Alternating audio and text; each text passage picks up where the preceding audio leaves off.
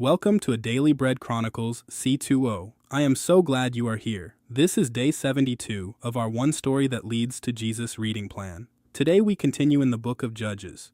Open your heart, open your Bible, and let's grow in the Word of God together. Today we are reading Judges chapters 6 through 8 along with Psalm 72.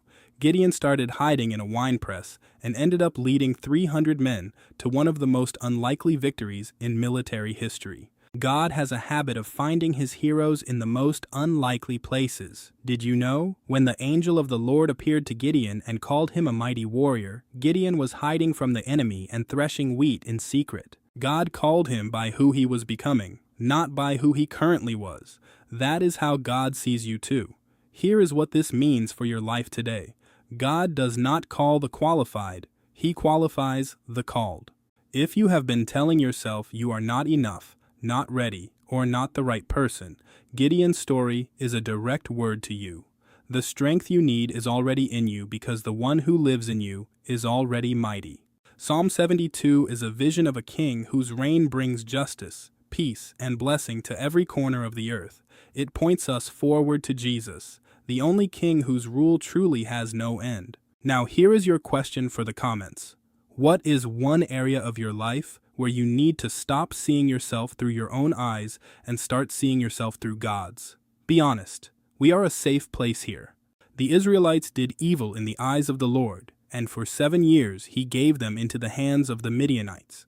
Because the power of Midian was so oppressive, the Israelites prepared shelters for themselves in mountain clefts, caves, and strongholds. Whenever the Israelites planted their crops, the Midianites, Amalekites, and other eastern peoples invaded the country. They camped on the land and ruined the crops all the way to Gaza and did not spare a living thing for Israel, neither sheep, nor cattle, nor donkeys. They came up with their livestock and their tents like swarms of locusts. It was impossible to count them or their camels. They invaded the land to ravage it. Midian so impoverished the Israelites that they cried out to the Lord for help. When the Israelites cried out to the Lord because of Midian, he sent them a prophet, who said, "This is what the Lord, the God of Israel, says. I brought you up out of Egypt, out of the land of slavery.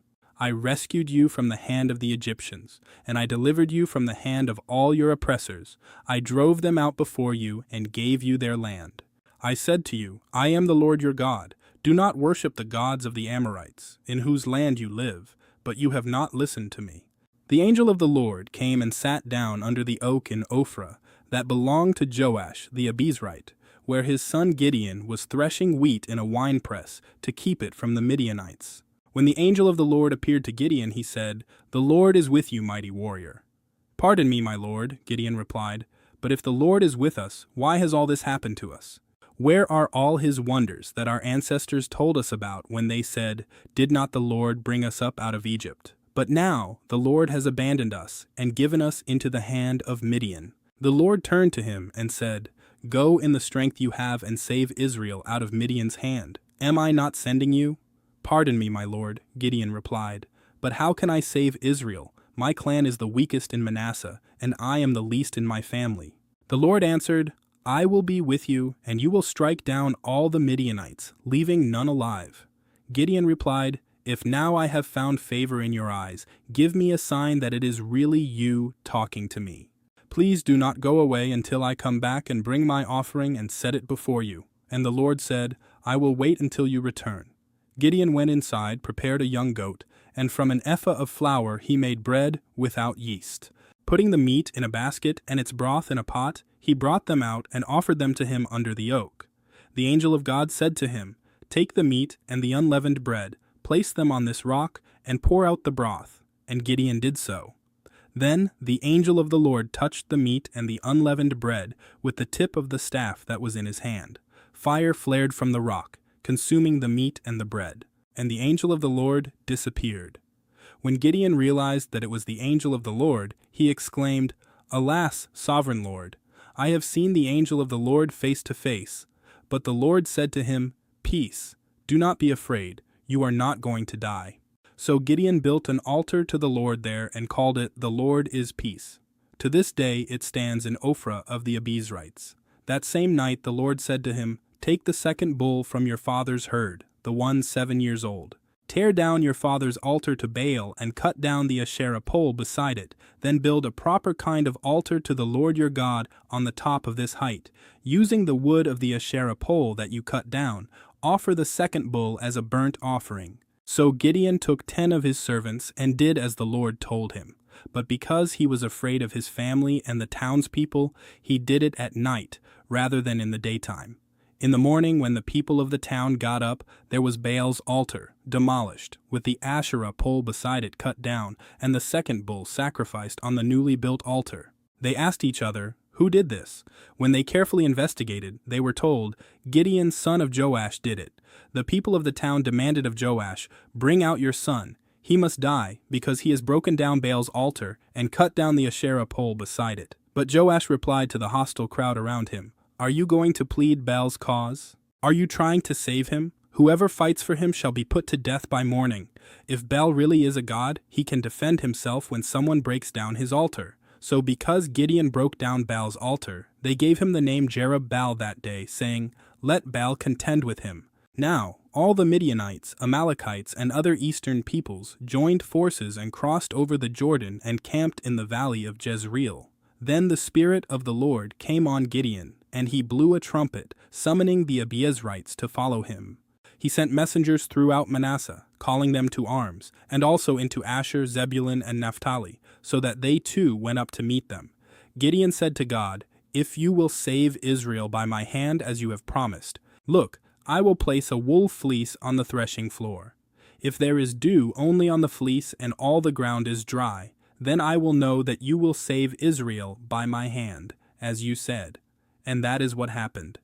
Gideon rose early the next day.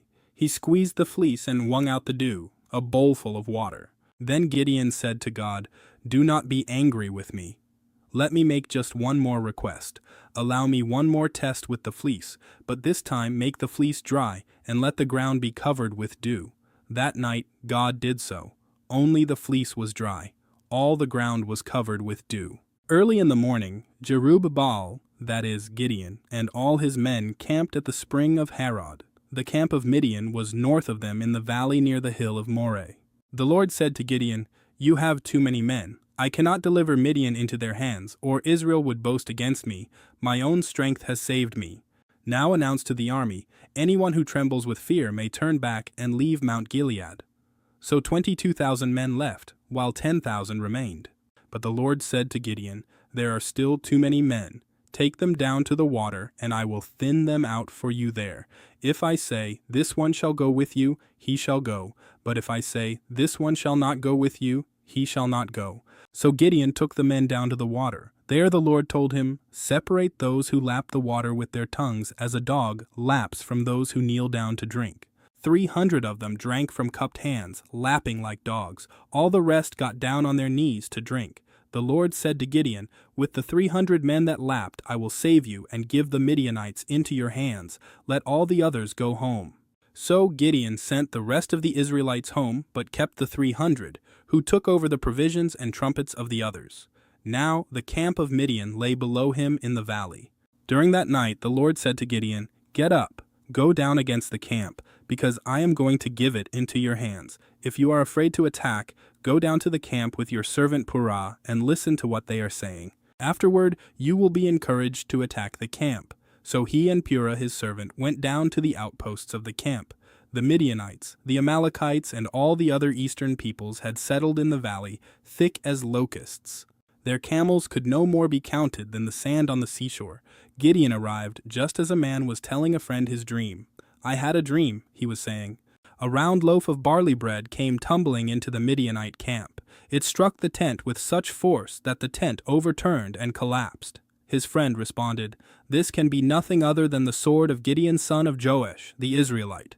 God has given the Midianites and the whole camp into his hands." When Gideon heard the dream and its interpretation, he bowed down and worshipped.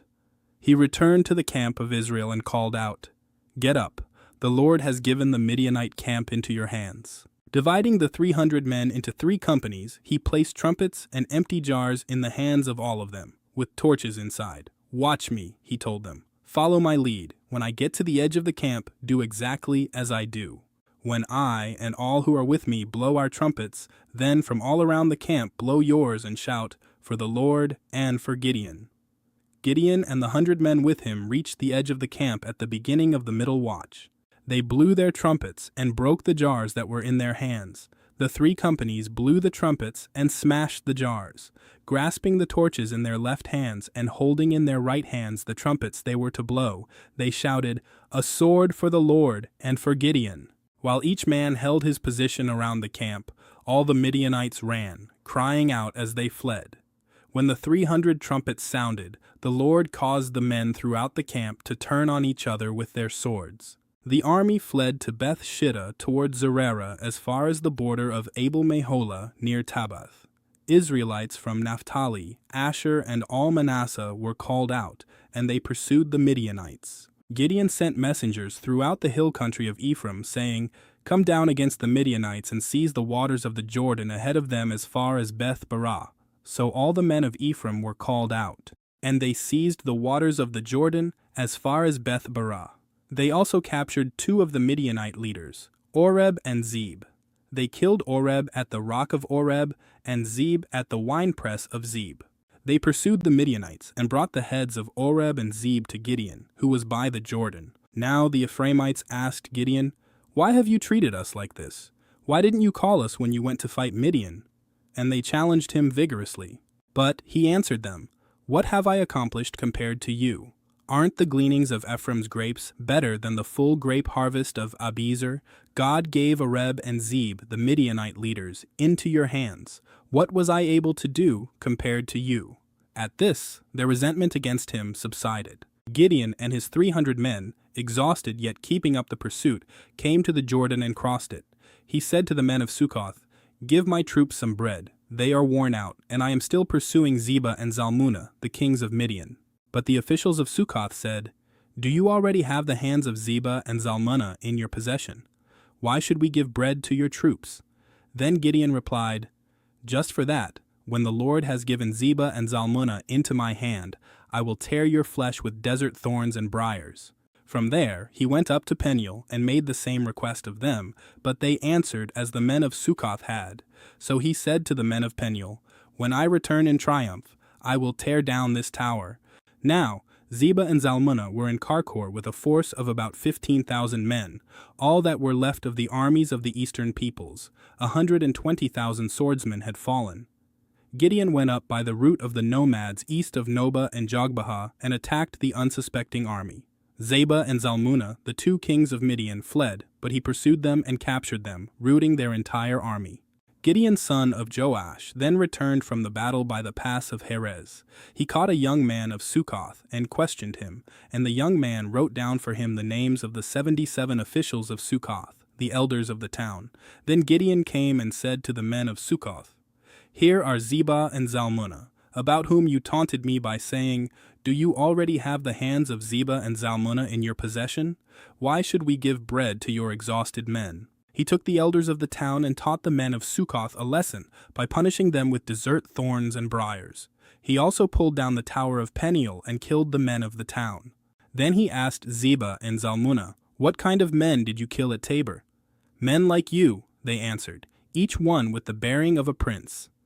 Gideon replied, "Those were my brothers, the sons of my own mother. As surely as the Lord lives, if you had spared their lives, I would not kill you." Turning to Jether, his oldest son, he said, "Kill them." But Jether did not draw his sword, because he was only a boy and was afraid. Zebah and Zalmunna said, "Come, do it yourself. As is the man, so is his strength." So Gideon stepped forward and killed them, and took the ornaments off their camels' necks. The Israelites said to Gideon, "Rule over us, you, your son, and your grandson, because you have saved us from the hand of Midian." But Gideon told them, "I will not rule over you, nor will my son rule over you. The Lord will rule over you." And he said, "I do have one request, that each of you give me an earring from your share of the plunder." It was the custom of the Ishmaelites to wear gold earrings. They answered, "We'll be glad to give them." So they spread out a garment, and each of them threw a ring from his plunder onto it. The weight of the gold rings he asked for came to 1,700 shekels, not counting the ornaments, the pendants, and the purple garments worn by the kings of Midian, or the chains that were on their camels' necks. Gideon made the gold into an ephod, which he placed in Ophrah, his town. All Israel prostituted themselves by worshipping it there, and it became a snare to Gideon and his family. Thus, Midian was subdued before the Israelites and did not raise its head again. During Gideon's lifetime, the land had peace for 40 years. Jerubbaal, son of Joash, went back home to live.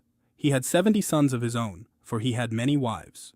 His concubine, who lived in Shechem, also bore him a son, whom he named Abimelech. Gideon, son of Joash, died at a good old age and was buried in the tomb of his father Joash in Ophrah of the Abiezrites. No sooner had Gideon died than the Israelites again prostituted themselves to the Baals. They set up Baal-berith as their god, and did not remember the Lord their God, who had rescued them from the hands of all your enemies on every side. They also failed to show any loyalty to the family of Jerubbaal, that is Gideon, in spite of all the good things he had done for them. Thank you so much for spending this time in the Word today. If this message blessed you, please like this video, subscribe to Daily Bread Chronicles, and share it with someone who needs encouragement. We will see you tomorrow for Day 73. God bless you and keep you.